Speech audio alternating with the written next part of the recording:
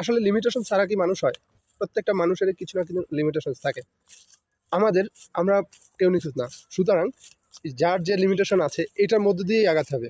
আর এই লিমিটেশনসগুলো নিয়ে যারা নেগেটিভ কথা বলে, নেগেটিভভাবে অ্যাপ্রোচ করে বা আপনাকে খুব কি বলে বাজে মন্তব্য করে, এই ধরনের লোক থেকে বিরত থাকুন। এরা আসলে নেগেটিভ লোকের থেকেও নেগেটিভ। এরা কখনোই কারো ভালো চায় না, কখনো কারো ভালো দেখতে পারে না এবং পছন্দও করে না। তাই এই ধরনের কি বলে এই সার্কেল থেকে দূরে থাকুন, এদের এড়িয়ে চলুন। ভালো কিছু বন্ধু তৈরি করুন যারা সবসময় পজিটিভ, আপনার সাথে থাকবে, পাশে থাকবে এবং আপনার কাঁধে কাঁধ রেখে এগিয়ে যেতে সহযোগিতা করবে। সুতরাং এই নেগেটিভ পার্সনগুলো থেকে বিরত থাকবেন। আর হচ্ছে লিমিটেশন, এটা হচ্ছে আল্লাহ তাআলার পক্ষ থেকে আসে। এটা নিয়ে কেউ চিন্তিত হবেন না।